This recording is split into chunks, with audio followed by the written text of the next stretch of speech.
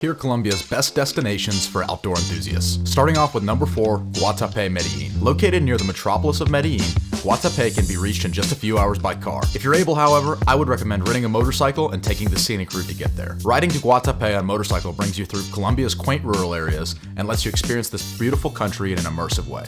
When you get there, you'll want to check out La Piedra de Peñol. Locally known as La Piedra, this 220-meter high monolith soars above the stunning reservoirs of Guatape. There's a set of stairs that can be used to scale the rock, and there's plenty of food and activities to be found surrounding it. Be sure to go for a swim and enjoy the Peñol Guatape Reservoir's cool waters year-round.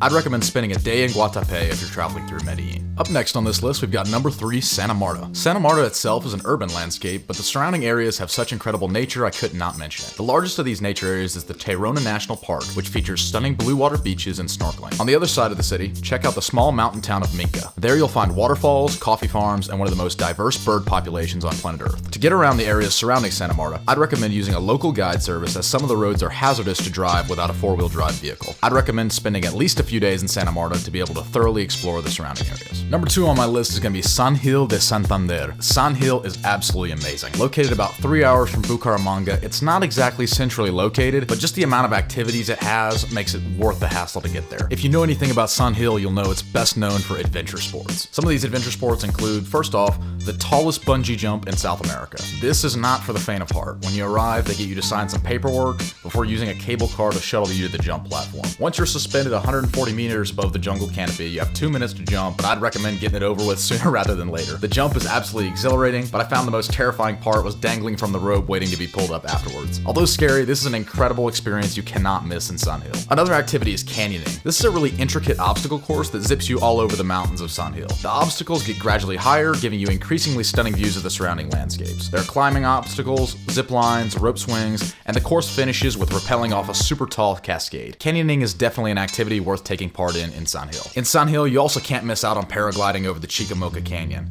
The company will pick you up from your hostel and drive you an hour and a half to the launch point. They will give you some brief instructions and up and away you go. You get 15 to 30 minutes of airtime to fly around and enjoy the canyon's stunning views. The pilots have a lot of experience and you'll see some of them doing flips when they're not carrying a passenger. For a more tame activity in San Gil, I'd recommend checking out Cueva de la Vaca. This cave was first discovered around 100 years ago when farmers began noticing they were having less and less cattle. They followed the evidence and found that their cattle had been falling into a cave in a nearby field. That's where the name for the cave, Cueva de la Vaca, or Cow's Cave, comes from. Several attempts were made to fill the cavern, although none were particularly successful. Nowadays, you won't find any cows in the cave, just bats, stalactites, and some really interesting mineral formations. Like previously mentioned, Cueva de la Vaca is more laid back compared to the other activities in San Gil, but you can still get your heart pumping by submerging under the water and swimming to different chambers of the cave. Be sure to follow your guide's instructions and bring clothes that can get wet. I would recommend spending at least 3 days in San Gil. That way you can enjoy all of San Gil's activities, as well as have some time to relax in this beautiful part of the world. And finally, number 1, what I believe to be the best place in Colombia for outdoor lovers, we've got La Ciudad Perdida. La Ciudad Perdida of northern Colombia is the site of ancient ruins thought to have been constructed around 1200 years ago, and it was home to over 8,000 natives known as the Tayuna people. It was abandoned around 1650, shortly after the Spaniards arrived. No one is exactly sure why, but the prevailing theory is that the Tayuna people who inhabited the city were in contact with other natives who had gotten sick from Spanish diseases. The Tayuna also got sick of these diseases and began to believe the city was cursed. In a panic, they packed up and fled to the surrounding areas. Over the centuries, the dense jungle slowly swallowed the city until it vanished without a trace. It wasn't until 1972, when treasure hunters rediscovered the lost city, that the indigenous populations of the surrounding areas returned, all claiming that La Ciudad Perdida belonged to them. What ensued was a violent period of chaos between rival indigenous groups, communist guerrillas, cartel-funded coca farmers, and the Colombian government, all claiming some kind of ownership over the lost city and its artifacts. Eventually, the guerrillas and cartel groups were ousted from the region, leaving the indigenous and the Colombian government to form a partnership to preserve this archaeological wonder. To get there, you'll need to hire a guide for the 5-day round-trip trek through the jungle. This trek will take you through the amazing mountains of the Sierra Nevadas. You'll have the opportunity to swim near waterfalls, check out some indigenous villages, overall just have a great time. Getting out there is an adventure, and being out there is breathtaking. La Ciudad Perdida truly is one of the world's lost wonders. I hope you guys enjoyed this video as much as I enjoyed making it. As many of you know, Colombia is one of my favorite countries, so I'm always happy to sing its praises. If you have any questions or know of anywhere in Colombia I missed, be sure to let me know in the comments below.